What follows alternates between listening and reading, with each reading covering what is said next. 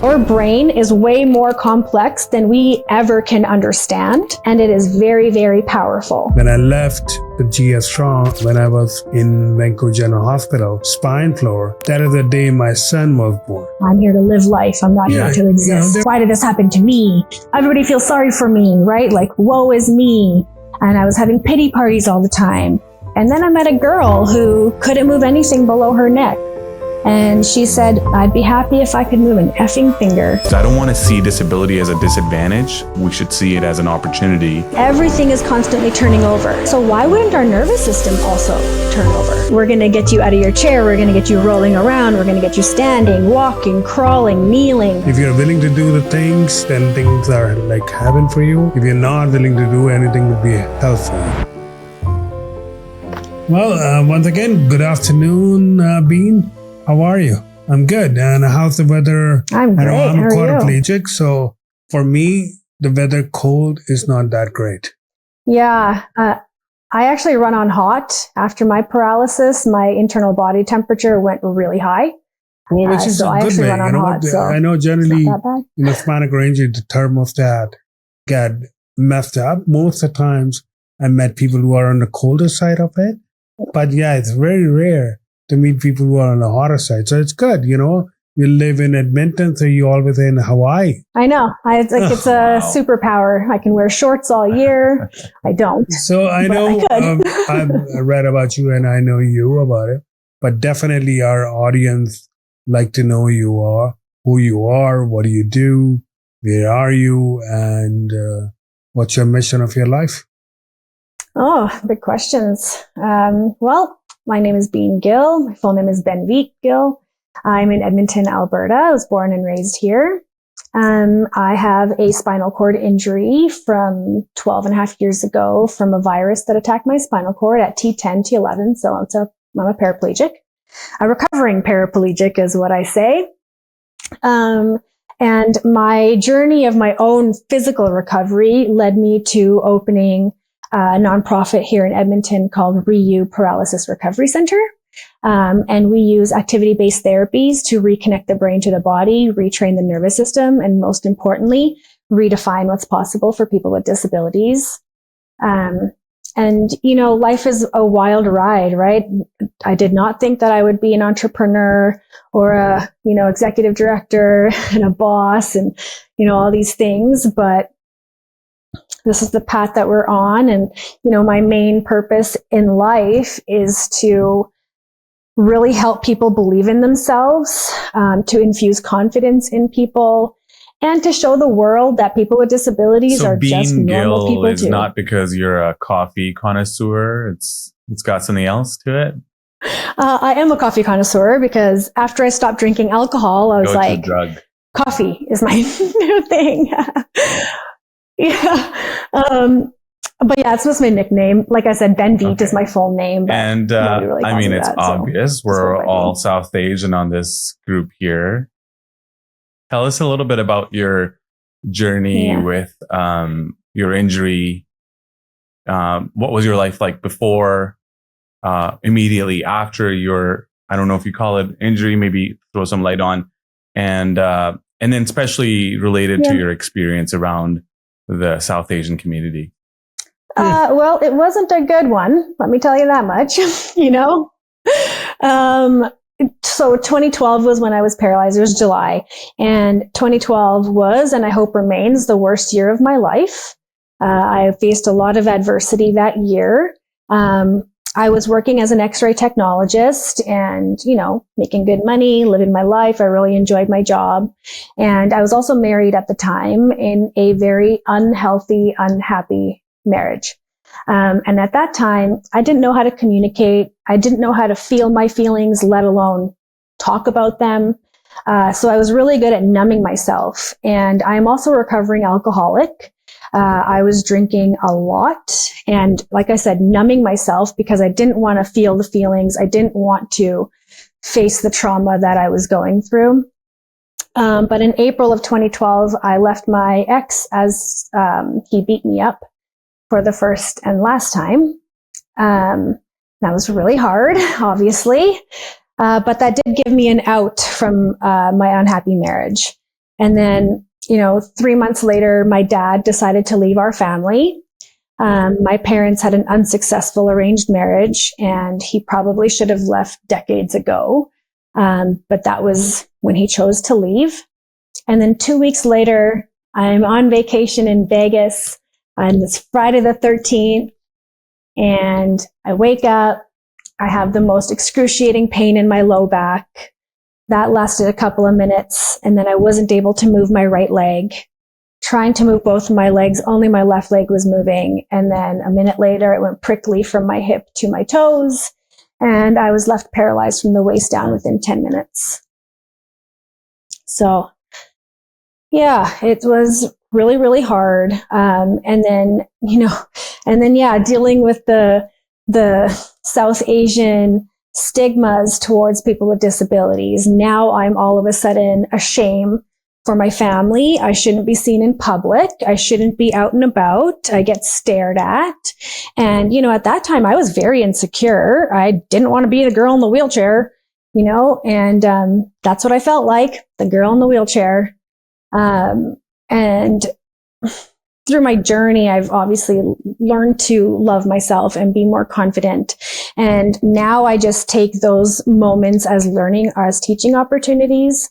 And I try to talk to people one-on-one and show them that this can happen to literally anybody, right? I had a virus that attacked my spinal cord. This virus is very prevalent. Lots of people have it. And so if it happened to me, it can happen to anyone, right? And I find myself doing a lot of educating and a lot of just talking to people about these stigmas and stuff and how unfair it is and how toxic our culture is towards so many people. So that are, in short, you were divorced, different, disabled, and depressed. And you're not those things now. Yeah. What? Betcha. Okay. Still divorced. Yeah. Still disabled. Okay, so I have a disability. Not disabled. I have a disability. Shed some light on what happened immediately, and then how you got to where you are today. How did you overcome that? Gratitude has been a big piece of my life. I was misdiagnosed. I was told I had conversion disorder, which is where you're so stressed out that your brain tells your body to shut down.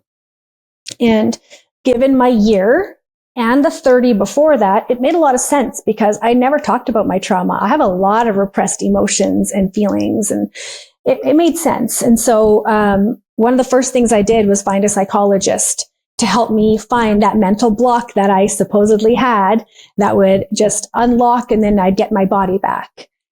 And so that was actually one of the biggest silver linings and biggest blessings of this whole thing, was finding a psychologist, because I still see her to this day. And it was with her help that I learned to love myself and to be truly confident in myself and to go through all of the trauma, because you can't avoid it. There's no avoiding it, right? And so it's been a very long, wild journey. And I don't know, you just kind of take it day by day. And actually, took me meeting a quadriplegic, actually, that gave me some perspective, because I was very much like,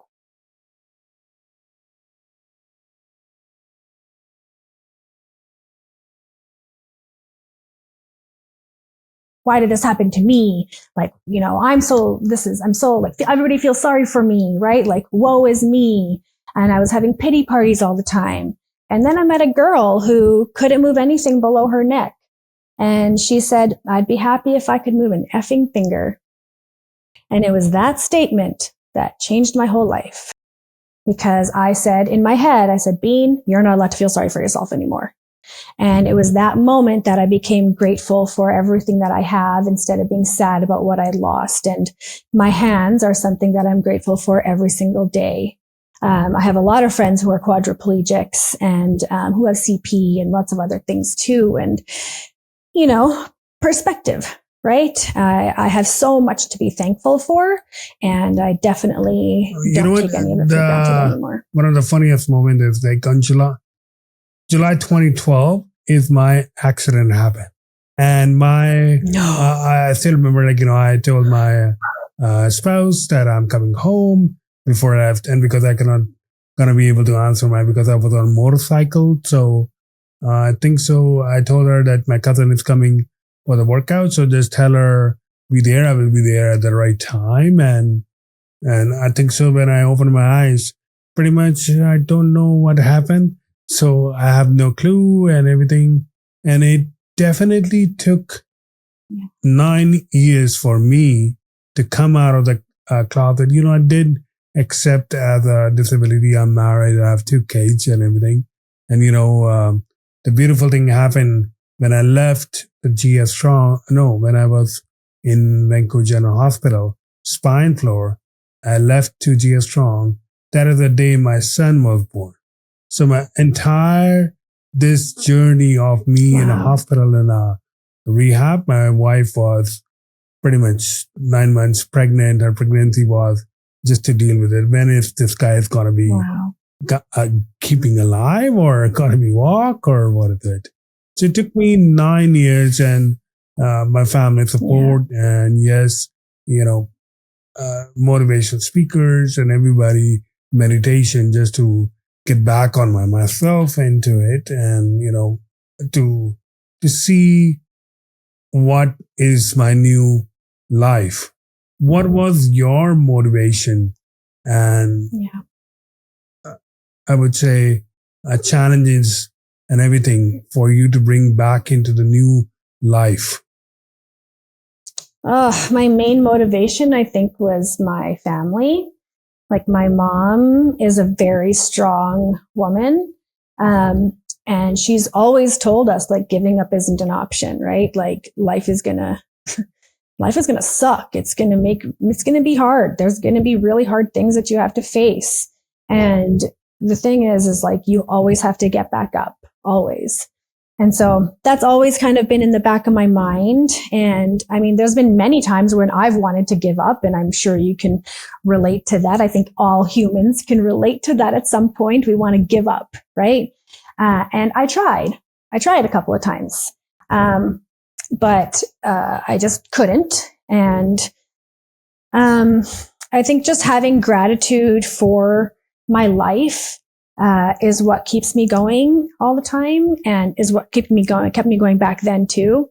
And then just also like, I mean, I was seeing recovery, physical recovery, and that was very motivating for me too. So that is also what kept me doing that every single day. And then, after opening ReYu, like, my focus went from my recovery to everybody else's. And so mine actually regressed quite a bit, but I was working on everybody else's recovery, and, just being able to help people learn to walk again, or to use their hands, or to swallow, is just so rewarding, and it's a lot of hard work. But that's the stuff that keeps me recovered back. And so did you go to the GS Strong rehab, or which rehab center you went? Because now you open yourself a nonprofit. Is it a nonprofit or a profit? ReYu. It's a nonprofit organization. And we purposely made it nonprofit so that we could access grants and other funding options, because as a for-profit, you don't have those same options. Also, we're not in it for the money, right? And I mean, as a nonprofit, it's still a business. You can make money, and we do make money, but that's not our main goal. Our main goal is to help people. And also to bring Canada into the forefront of neuro recovery, because we are in the dark ages in this country. And so we need to be brought up. We need to elevate. And I think that's why I was paralyzed, is to do that. So how does the ReYu really support spinal cord? Okay. Yeah. Okay. So we do have a rehab hospital here. And that's the rehab hospital I went to. But just like GF Strong, they don't have the resources to help everybody forever. You just can't, right? People are getting injured every day, unfortunately. And I hate hearing of those stories, but it's reality. And so where do you go once you're done the rehab hospital? I was told, they waved at me and said, good luck. That's what my PTs told me, Right. And I was like, cool, thanks. I feel super supported. Right. And so I'm very resourceful and I'm very creative and I think outside the box. And so that's how I ended up finding my business partner. And I ended up in California at Project Walk, and just loved the program. And so that's, why we decided to open. We knew there was a need here. I met a handful of Albertans who bought houses in Oceanside, California to access the therapy. It's a hard one to leave. That's a big to go commitment. to Oceanside, California. Though. And so I was like, it would be harder if it was the other way. yes.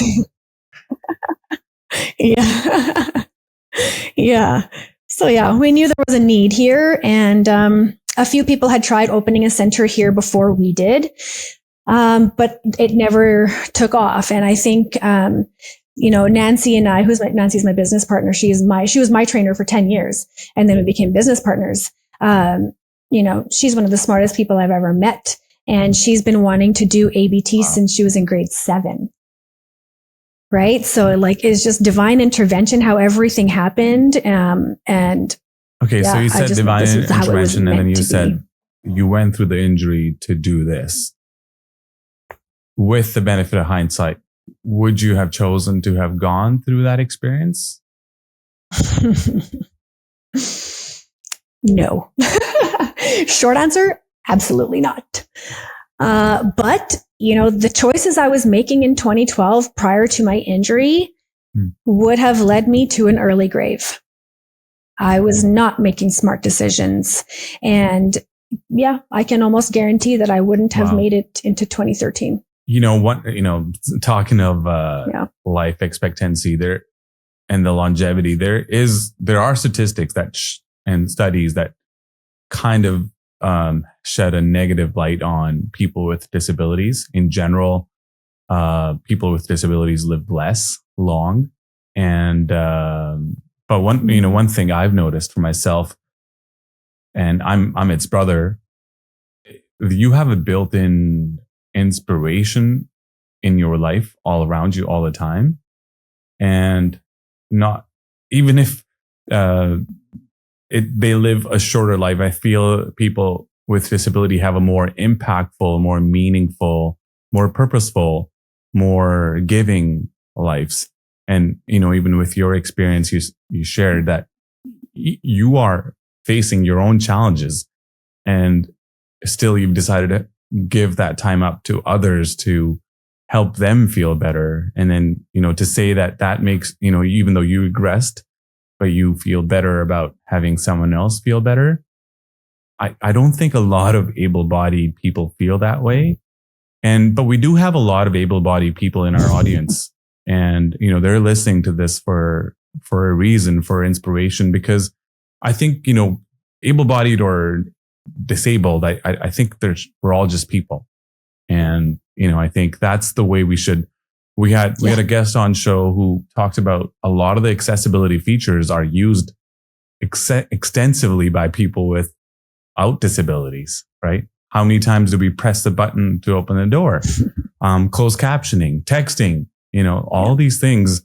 So, in your opinion, what opportunities exist for people? You're an entrepreneur as well. My brother's an entrepreneur. I'm an entrepreneur. What do you think are opportunities? I don't want to see disability as a disadvantage. I think we should see it as an opportunity. And, a lot of people see disability as a life sentence. I think there's opportunities here. In your opinion, you've obviously harnessed one opportunity. What other types of opportunities exist for entrepreneurs in this space? Oh, I think it's endless. The opportunities are endless. You need to have courage and bravery to take those chances, right? You first spoke about the mortality rate, and, yes, people with disabilities don't live as long because of secondary complications. It's mainly secondary complications. So if there was a focus on health, a focus on healthy eating, nutrients, nourishing your body, I think we can live to be as old as we want to. My goal is to be 109 years old. That's my goal. But if I want to get there, I got to take care of this meat sack every single day if I want to get there. right? And so that's like, you just have to shift your mindset on these things. And this goes to all able-bodied people too, right? So many people think of exercise as a punishment. Oh man, I have to go to the gym. I have to work out, right? It's absolutely not. It's a privilege. If you have a body that moves, you should move it, period. We are not meant to be stagnant. We are not meant to be still. But I know I have a bunch of friends that are quadriplegics that are very healthy, that are doing lots of things, right? And I mean, so your biggest setback is going to be your mindset. And it's the limiting beliefs that get put on you by the medical system mainly, right? And then community puts a lot of limiting beliefs on you as well. And then those limiting beliefs become your beliefs, which infiltrate your thoughts, which infiltrate your actions. And so I think it's a journey that each person needs to take on their own. But like, you know, there's so much opportunity and possibilities for people. They just need to kind of break through those limiting beliefs. And that's a big part of what I do, is remove those limiting beliefs. And then I also get to like talk to the first year medical students here at the University of Alberta every year. And I show them before and after videos of my clients. And I tell them neuro recovery is real. I show them. So when you talk about the neuro, can you explain me what exactly and what is this? Yes. How much time do we have? Because this is my jam. Neuro recovery is something that not a lot of people talk about, especially in Canada. In Europe, they've been practicing neuro recovery for like 70 years.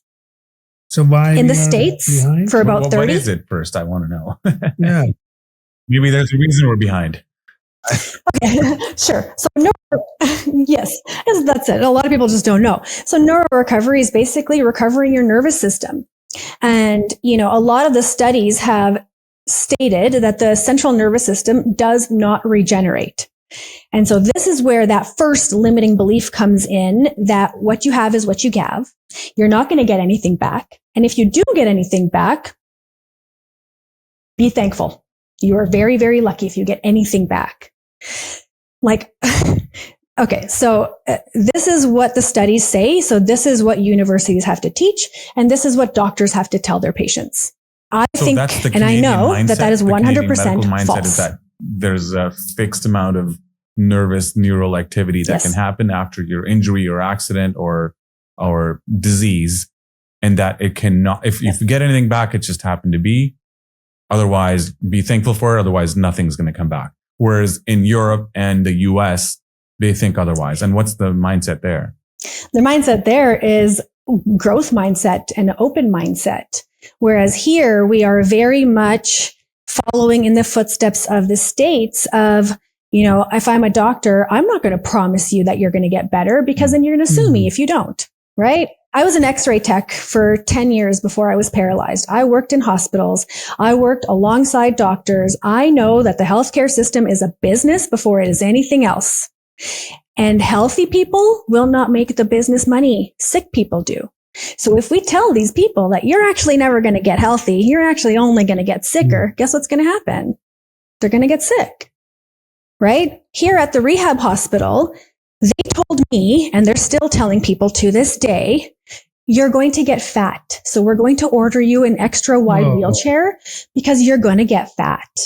So if your expert tells you you're going to get fat, what do you think is going to happen? I got fit because I'm a rebel. If you tell me something, I'm going to not do it. I'm going to do the opposite. How do we get that attitude into more people with disabilities, or just more people in general? I think that attitude is special.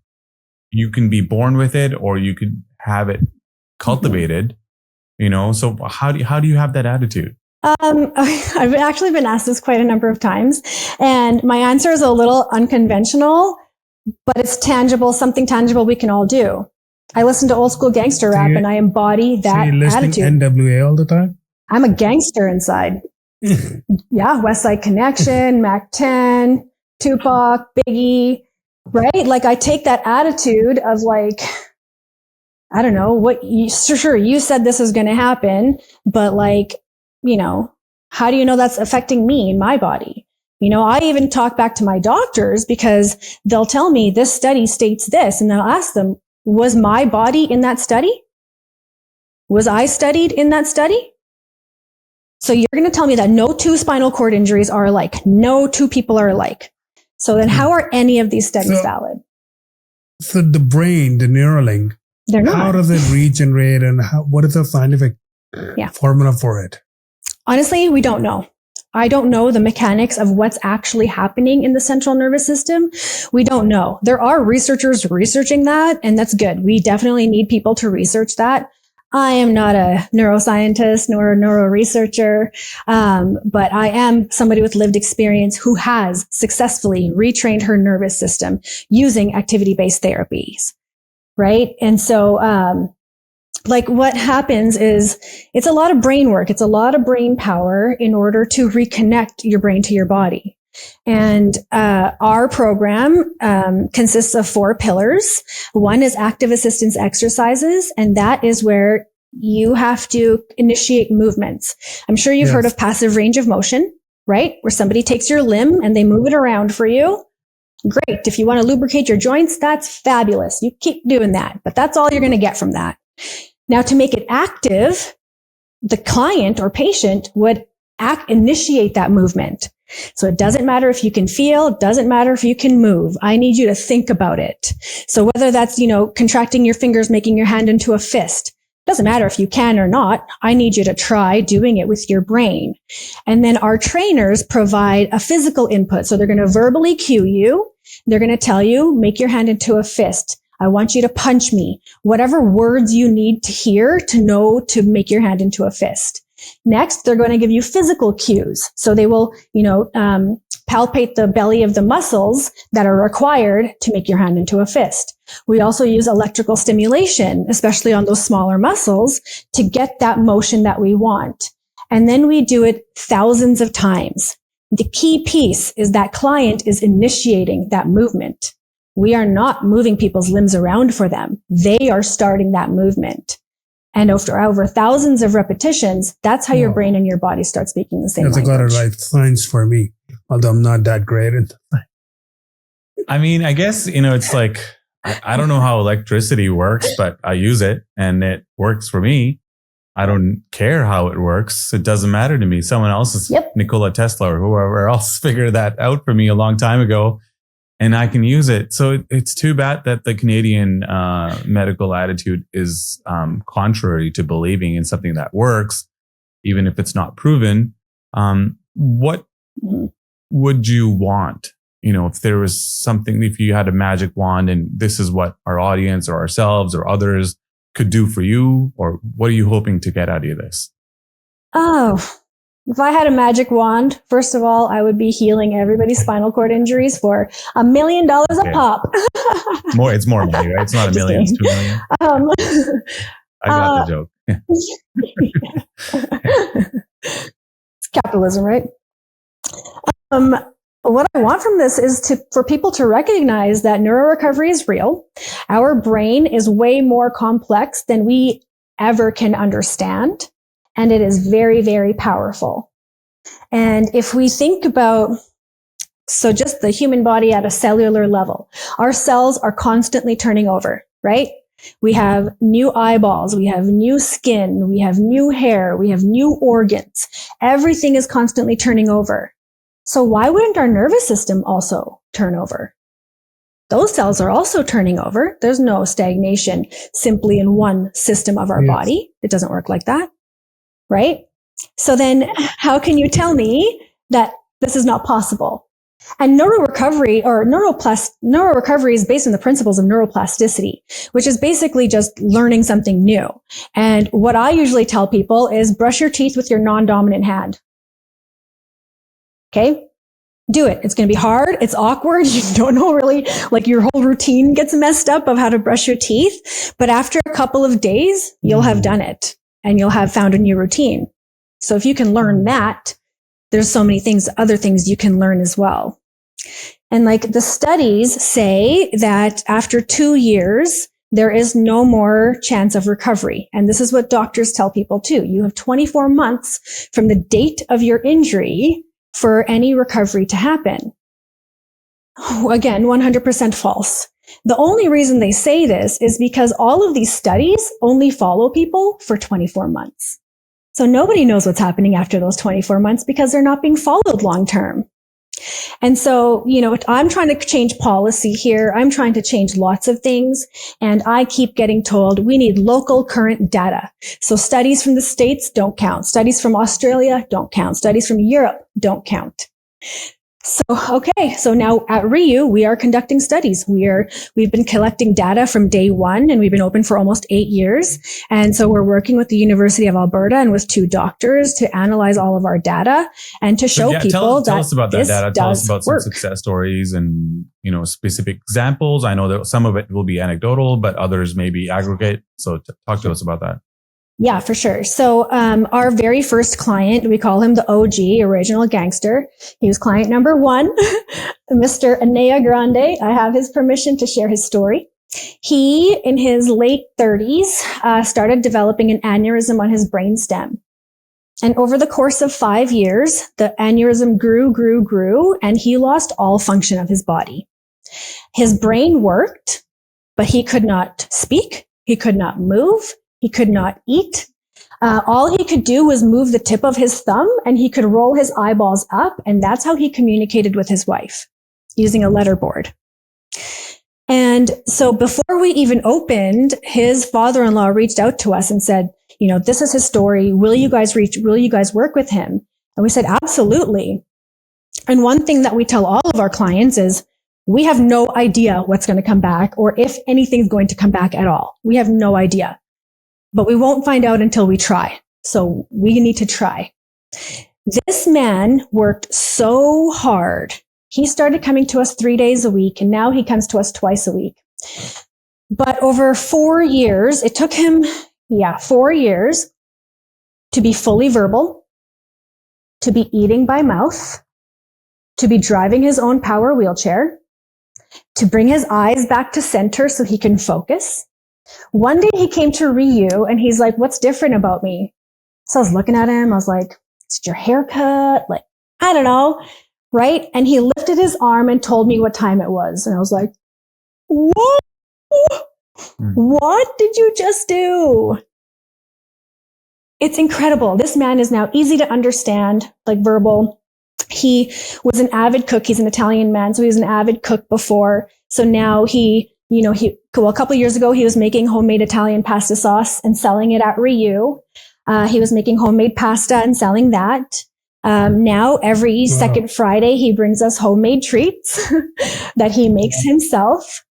Right? Like, it's absolutely incredible. And every single doctor, every single healthcare professional told his family, stick him in a home. A great his life's study not for worth you to advocate to our, rotten medical health system. Yep. And that's what I do. I advocate all the time. That's all I do is try to tell people that this is real. This is not magic, right? Like, sure, there's faith involved in it, but miracles just don't happen in our 4 walls, right? Like, there is science behind this. This is real, tangible things that, we're doing, and everything that we do is evidence-based. So you're in Edmonton. It's just Canada doesn't recognize it. We have an audience that's international, at least national, and they can't all be in Edmonton or afford to be, either come out, do the therapies. Is there something they can do at home? Is some of this possible to be done? Of course. Like, self-therapy, call it? So what would that look like for somebody? Yes, of course. Maybe there's an example like my brother here or others with different types of disabilities. Sure. I mean, first thing is what is your goal? What do you want to get out of this? Right? To some people, walking is their goal. To a lot of people, hand function is way more important than walking, right? Bowel, bladder, sexual function, way more important in terms of quality of life than walking. Right. And so, like, first things first is like, what is your goal? What is it that you want to work on? And then we would come up with a plan. We do offer online sessions because during COVID, we had to figure out what we're going to do. And so we offer online sessions, and they actually are very effective because the onus gets put on that person, and because they have to use their brain to move their body, which they can't move sometimes. right? And so it's really a lot of brain work. And so it's building those connections. And we actually saw people thriving in that. And so what it is just thinking about wiggling your toes, think about, flexing your fingers, extending your fingers, getting some, there's those gloves you can get. There's quite a few different types of gloves you can get now that help with extension, right? And so, or flexion. And so when it's flexing, you need to be thinking about those flexion. And when it's extending, you are thinking about those extending. And so, like, for example, an FES bike, right? Here in Edmonton, we're really lucky. There's, I think, about 10 FES bikes in the community. FES is functional electrical stimulation. And so that's where they put electrical pads on your quads, your hamstrings, your glutes, and then you're set up in this bike. And so they also have an arm cycle where you can do arms and legs together. And so for your arms, those electrodes are put on the appropriate muscles to do like the pushing and pulling. And then the electrical stimulation stimulates your muscles to do that movement. But the key piece is that person needs to think about that movement as it's happening, because then that's how that neural connection starts happening. So like I said, it's a lot of brain work. People are very, very tired at the end of our sessions. We recommend sleeping a lot because sleep is where your nervous system is rewiring itself. Right now, and how they cover the cost for the center. So I haven't done a count of clients since last year. About 6 months ago, we had 400 clients. So I would say we're probably up to 425 maybe now, maybe a bit more. And so then for the cost, yes. So most people do have to pay out of pocket. Unfortunately, because this is something so new, not a lot of insurance companies cover us. There is no government funding. Actually, that's a lie. We have AISH here in Alberta, which is Assured Income for the Severely Handicapped. I hate that word. I hate that acronym so much. But that's what it is. And so you get money every month, if you qualify for it. So they will give $800 per year to clients to come to access our services. And that covers about 8 sessions. So right now we charge $90 an hour. And in July, unfortunately, we have to go up to $100, just because that's how the world works. But yeah, so a lot of people pay out of pocket. We do have insurance coverage for some. I talk to a lot of insurance companies and I advocate on our clients' behalf and explain to them what we do, like, and how we do it and why we do it and why they should cover us. So you guys have WorkSafe BC out there. Here in Alberta, it's called WCB. They cover us as well. We have a client who moved to Edmonton from Fort St. John, BC, and she was on WorkSafe and she gets full coverage. Isn't it the program is quite similarity with the physiotherapist or occupational therapist? Because that's what the physiotherapist is there. They're making sure you're exercising. That's what they do in the rehab too. We probably disagree on the therapy itself, right? It's like chiro, physio are like licensed, government certified, registered therapies. Whereas this in their eyes is like, we don't know if this works or possibly actually this doesn't work, even worse. So they're like, we're not going to cover that because the government doesn't think it'll work. Did I get that right? Yeah. Yeah, you did. And there's like some red tape, right? So all of our trainers are kinesiologists who have been specially trained in neuro recovery. And here in Alberta, kinesiology has an association that governs it, not a college. So if it was a college, they would be covered under every insurance company in Alberta. So it's just red tape, really. And so this association is working to become a college, but that's a slow, long process, right? And so when that happens, we'll have more coverage with insurance companies. And Amit, you're right about PTs and OTs, right? This is like what we do is what physiotherapy should be doing. It's not, I don't think physiotherapy is enough. I don't think it's enough. It's a very cookie cutter program. And a lot of, I'll just stop there. And the thing is with, with people with spinal cord injuries or neurologic conditions, you can't have a cookie cutter program. It has to be individualized to that person. Right. And we are very hands on, like we are physically cueing all parts of your body. And, we have, our sessions are a minimum of 1 hour. So you're going to go to physio. You're going to see your physio for 10 minutes. Right? And then do the rest of it on your own or with an assistant or with a kinesiologist. But with us, you're that full hour or more is with your trainer and you are out of your chair for 99% of that time. If you can do something at home, you should do it at home. You're not going to come to us and do things that you can do at home, right? We're going to get you out of your chair. We're going to get you rolling around. We're going to get you standing, walking, crawling, kneeling. All these dynamic positions that the human body is meant to be in is what we try to put all of our clients in as well. Mr. Musk is working on a program called Neurolink. Have you guys read it? As you guys are similarity to it. Of course. Yeah. I think it's really exciting. I mean, him as a person is very controversial right now. So I'm not going to make any comments on that, but he is very smart and has had some really good impact. And I think the Neuralink is something that, along with, activity-based therapy and maybe the epidural stimulator, could be on its way to being the cure. It could be, right? I know I'm curious to try it. I don't want to be one of the first 1,000 people to try it. Work out your kinks on somebody else and then I'll try it, right? But I think there's a lot of possibility there.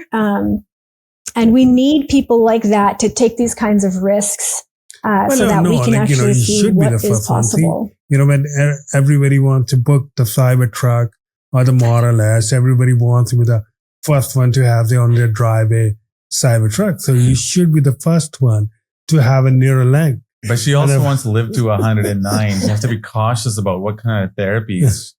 She can't be taking risks at, if she's targeting that big number there. Talking about the numbers, why did you choose 109? And now I read about you, that you do modeling and you did a big fashion show with, I think so, with Zipline, the industry who made, forgot her designer name, who does adaptive clothing for us. Spinal. Yes. Yeah. Izzy Adaptive. How was that? And why did you choose 109? Awesome. And in that 109 journey, are you going to have a partner who's going to continue to be 109 or you're going to be yourself? I don't know. I chose 109 because 9 is my favorite number. And I want to at least make it to 100 because I want that letter from the Prime Minister, a certificate. You get a certificate. And I want to make it past 100. So I was just like, 109 seems like a good age to live to. And then working with Izzy and doing all of these things, it's fun. It's really, really fun. And, before I was paralyzed, the top priority of my life was money. Make money, get money, spend money, money, right? And where did that get me? So that's priority 2 now. Got me paralyzed, actually, right? And that's way lower down on the priority list now. I need to sustain our lives and we need money to live, right? So it's not like it's not that important. It is important. But fun is at the top of my priority list now. If I'm not having fun, why am I even doing it? And so that's the attitude I take into everything that I do. And I've planned a number of fashion shows, showcasing people with disabilities. I love to give people experiences. And I know a lot of people with disabilities don't really have that opportunity to get their hair and makeup done, to put on designer clothes and to strut their stuff down a runway. A lot of people don't get those opportunities. And so I love being able to create those opportunities and then give those to people who really want them. Because I feel like that's what life is about, right? And I believe in karma. So, putting a lot of good out there. And, I'm Punjabi and Sikh, so doing seva, right? Being in service to others is a big part of who I am and my family. And so I just firmly believe that you keep putting that out there, it's going to come back to you. So there are some positives to the culture that wasn't so kind to you in the beginning. And I think in general, I would say we saw that with my brother's accident when he was initially injured. The whole family got together, and there was a time when the doctors were really pushing us to pull the plug on him because he had been in the ICU for 5 or 6 weeks at the time.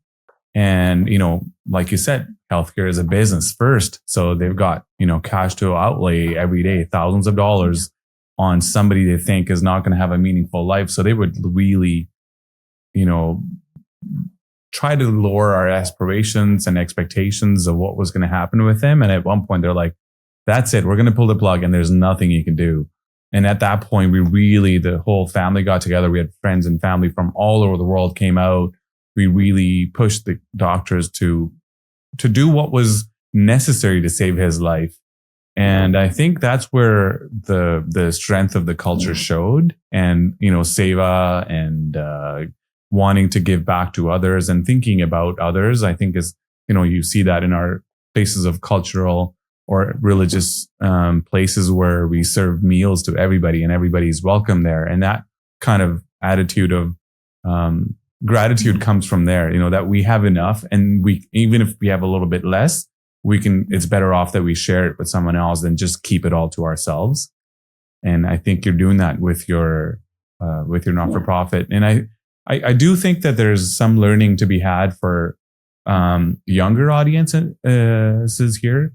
If you could go back and give your younger self advice, what would that be? Maybe go pre-injury or post-injury, you can decide. Oh, that's a good question. I think I would give myself advice to just believe in yourself and do the work. This is not going to be easy. Life is not easy and is not fair. And the sooner you can really understand that and realize that, the better off your life is. I think if I was to talk to myself before my injury, I would tell myself to go find a therapist right now and, start taking care of your mental health, because I wasn't at all. And, maybe even if I was talking to myself post injury, I would just give myself courage, right? Just tell myself, you have so much courage and bravery within you. All of us do. Every single human on this planet has courage and bravery within us. But those limiting beliefs push that down, right? Society, media, they tell us, no, you don't. You're weak. You're this, you're that. And then your insecurities start to lead instead of your higher self. And so, we have to believe in ourselves. We have to find that courage and bravery in order just to wake up the next day, right? In order to just get out of bed and do the damn thing, you have to have I think so the life is always challenging, and that's what the fun part of the life is. I think so it's just a willingness to do and willingness not to do it. That's what the difference between the hell and the heaven is. If you're willing to do the things, then things are like heaven for you. If you're not willing to do anything, it would be hell for you. But I know life is the way it is, the way it is, no matter what you do. If you get a chance to be chosen to be an animal, obviously we human beings are part of a life of an animal, but if you've been chosen to be an animal, which animal are you going to choose and why? Orca. I would be an orca. Yeah. They are the top predator in the world. They eat great white sharks. They are unstoppable. They work together. They're family oriented. They're smart. They communicate with each other. They take care of each other. How long did you stay with orca? They're just so badass. Did you study all that? I have no idea. I never thought about orca too. That's a good answer. I've never heard that before. We've had lots of guests and people think a lot of other things, but yeah. Oh man. Yeah. They never went from dog and cat beyond. Yeah. Maybe a pigeon. Yeah. Yeah. Birds. We got a lot of birds. We got a lot of dogs. Orca. Monkeys. How long you were living with the orca? Yeah. I've loved orcas my whole life. I love animals. Crocodiles are my favorite type of reptile, salties. I've wanted one as a pet for so long, and I'm sure that it would love me and it wouldn't eat me. But I don't think that, that might not happen.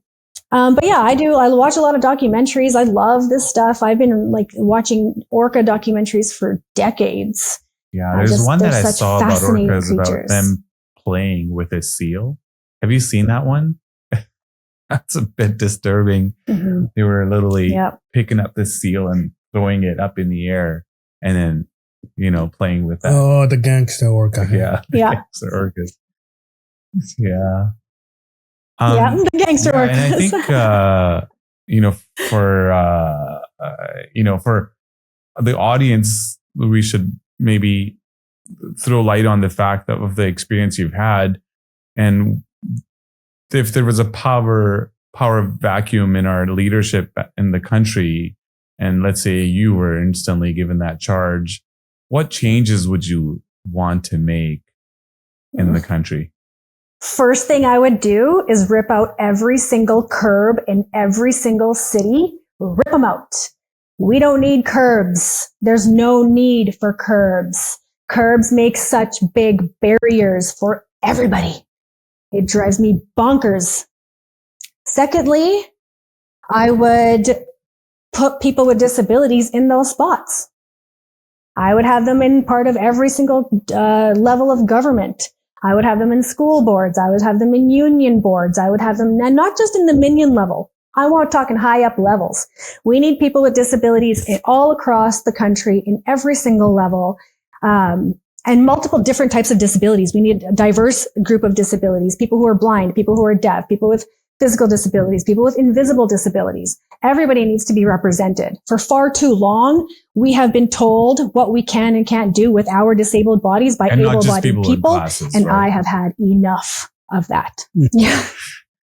That's right. Not just people with glasses. Yeah, that's fantastic. I mean, I personally believe that, it is the largest minority group in the world and the most untapped minority group and universal. It doesn't matter where you go in the world. There's people with disabilities, and Canada probably is one of the top places to be disabled.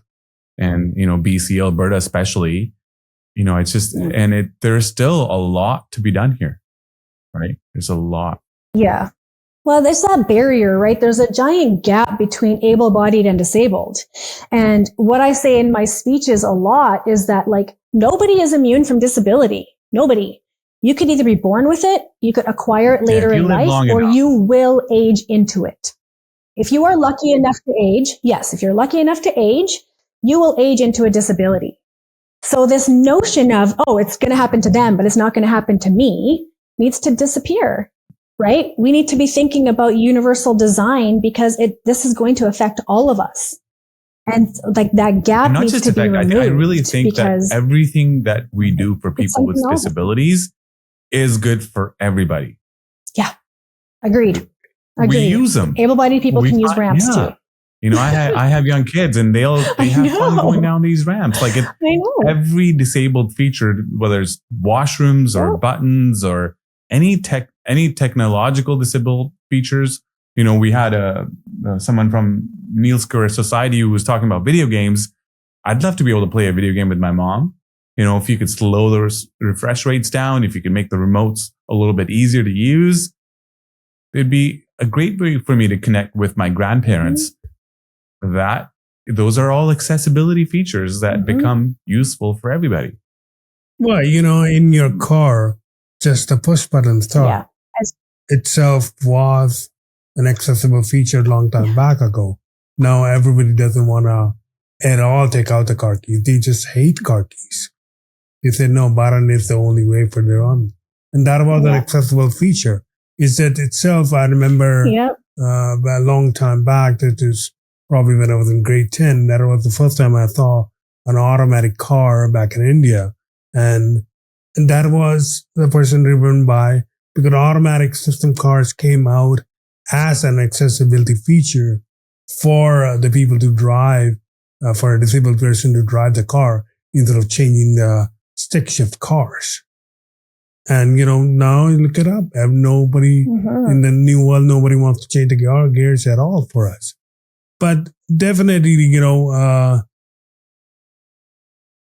a lot of young crowd. And which book would you recommend for them to read to be when they have injury or when they want to get motivated? What are the lives they want to go for? Oh my gosh, I don't know. There's so many. There's so many. Like for motivation, I believe in like having small little habits. So there's a podcast called 7 Good Minutes, and that's what I listen to every morning. And it's just 7 minutes of like positive things for personal development. We have a podcast with ReYu called Rambling with ReYu, where we talk about all things neurorecovery. So I think if you want to learn more about what neurorecovery is and the multidimensional facets of it, I think that's a great one for you to listen to. And then, I'm listening to an audiobook right now called The Journey of Souls. And it's very, very fascinating. It's a researcher who's conducting a study about people who have crossed over and who have had near-death experiences, and he puts them under hypnosis, and they can recall everything from the other side. And these are people from around the world, and they're all saying the same thing. And so for me, what that has done is like kind of put that fear of death to the side, because I know my soul family will always be together. And, on the other side, according to what all of these people are saying, is that it's pure love on the other side. There's no hatred. There's no anger. There's no resentment. There's no disability. There's no nothing. It's just pure love. And we come into this earth life to challenge ourselves, to learn lessons. And earth is a special, different place, because here's where you can learn physical lessons and emotional lessons at the same time. And so that's why most of us choose to incarnate here on earth. And I know this is very like, you believe what you want, whatever. But I don't know, keeping your mind open and, push yourself out of your comfort zone. If it's something that scares you, like, look into it, do it. That may be where some of your South Asian culture again coming through with the afterlife and reincarnation. Amit actually is a very strong meditator. Yeah. That's, maybe he can talk a little bit about how he got over a lot of the challenges he experienced with his, C4 complete spinal cord injury. So he's a quadriplegic. I'll let you say a little bit about that, because I do think on that topic of meditation and souls and the journey of the soul, I think that's a good one. And it's not one that people find comfortable talking about. And to have two people share that experience for our audience, maybe will reinforce that kind of what, woo-woo side of the world a little bit. No, I think so. Before my accident, I was not a spiritual person, but definitely religious, because that's how I grew up to it in my family. So being religion is a part of a life on it. But I think so. After accident, my spirituality, I've become more seeker, not a purpose of life, or just to know that's exactly what my life is. And I think, every challenges in your life is a part of for you to brush up. It's just a matter of how. It's just like, I grew up in India till age of 19, I moved here. So I grew up here. I've been taught to make sure I have to brush my teeth, to polish my shoes before I go out of my house. So, and I think so. The life is like that. It's just a life. There's nothing more important in your life than your own life.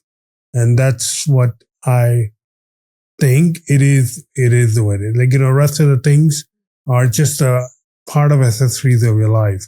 Doing a podcast, running marrying, having a kids, having a house, all those things are just accessories of a life because of this life.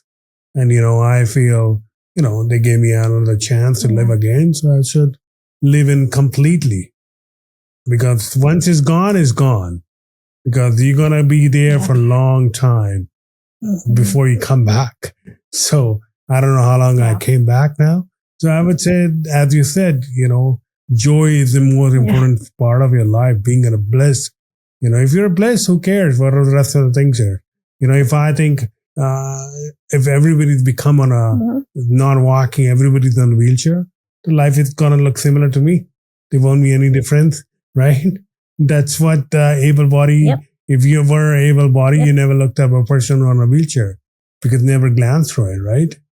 So did spirituality hit you before or spirituality hit you after your accident? After, I would say, like when I was laying in the hospital, I prayed a lot. I did a lot of thought. And then I had this tumultuous relationship with God, right? I'm like, why did you do this? There was a lot of questions and, just challenges, I guess. And then I was never really religious. Like my dad is very religious. And so we were raised very religious, but it wasn't a choice for us, right? We didn't have that choice. And so, being an adult, I chose to be more spiritual. I believe in a higher power. I believe in, a lot of different things now as a spiritual person. And I feel like that just gives me more strength, in order to live this life. And I agree with you, what you said, Amit, right? Like this life is meant to be lived. And this is not a dress rehearsal. We don't know if we get more chances. This is our life. And are we going to waste it being sad because our bodies are broken? Or are we going to just take that opportunity and just go live life? I'm here to live life. I'm not here to exist. Definitely. We got a second chance. Like we can say cats have a 9 lives. So, we at least got a second one going on now. So I think so. There is nothing in this matter to me to give me just free to live a life as much I can. Rest of the course of life, there's nothing I can control. You can be anywhere. I could be born anywhere. I could go anywhere. But, on a life journey, it happened to be here. So, I have a full opportunity to live it. This is what the heaven and hell is. Like, I meet people who come from, I meet people from refugees who have been here, who have been disabled. And I ask them, do you think heaven and hell up there in the sky or heaven and hell is right here? You can, if you live your life the way you're living your life yourself, you yourself, how many lives you're changing right now with ReYu, how many lives you're changing with your keynote speaking. All this thing is basically, it's just a part of a heaven. There is there's nothing else. This is what heaven is, right? Yeah. It's a different type of life, right? And, there's a lot of perks to it. It definitely sucks, but there's a lot of perks to it too. And we got to take advantage of those perks, right? And, we got to have fun with it too. Like my friends and I, we love, playing around with able-bodied people. It's fun for us, and making people feel awkward and uncomfortable. It's fun because it's like, this is what life is meant to be. And I don't want everybody tiptoeing around me or not saying something because they don't want to offend me or anything, like that. Those are also barriers, those are also stigmas and stuff that we kind of need to break through.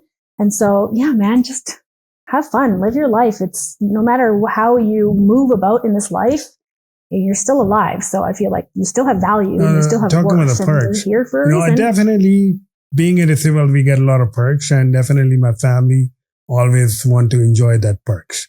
So when they're in the line, I don't know, you get the chance or not, they always tell me, hey, Amit, you can go through. I'm like, what do you mean I can go through?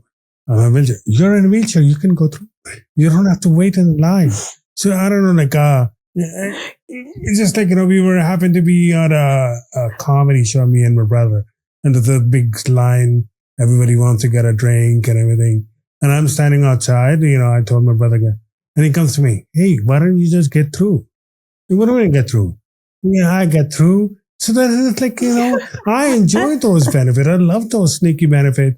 It's a big line and let's go, oh, I can help you. Yes, please help me with a glass of drink. Yeah, I like to have it before anybody else. Yeah, one of them. Yeah, go ahead. Do you enjoy those things? Oh yeah, of course. I haven't waited I didn't used to wait in lines before my injury. I ain't waiting in lines after my injury either. Going to the Yeah, airport, of course I take advantage of those. we are treated as a VIP. So I tell them, I know it's a difficult journey, but see, come with me. I remember going to Disney, with my brother to Vegas. There's a big lineup on the roller coaster. I didn't even go on a roller coaster. He went on a roller coaster. I'm there just like a line skipper. It goes both ways, though. It goes both ways. The other day, he's like, well, talking of Elon Musk, he said they're coming up with a cyberbot. He's like, I'm going to get that.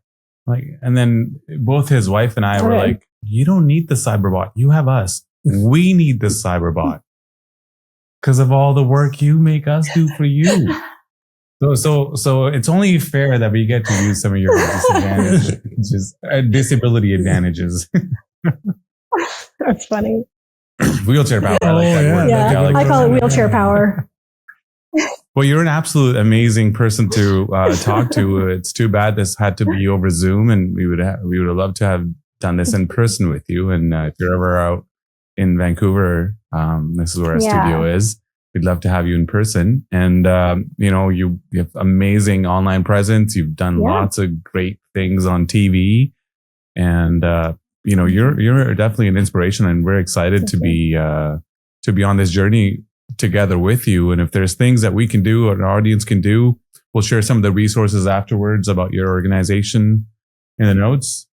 And definitely, it was a pleasure talking to you. Yeah, thank you so much. And ditto, as if there's anything I can do to help amplify your message or, I would love to meet you guys. I come to Vancouver often. I have a lot of family there. I'll be there in June for sure. I'm on the board for Praxis. So we have an in-person board meeting every June. But I'll try to get there before June as well. But I'll definitely it will be a great honor and a privilege for us to have it. And, by the time June, the weather is not going to be too hot for you. Perfect for me. But not hot for you. Yeah. So, I know. So it will be great chatting with you again. And you have my number. And, anytime you come down to Vancouver, just give us a buzz and we will be there to have you.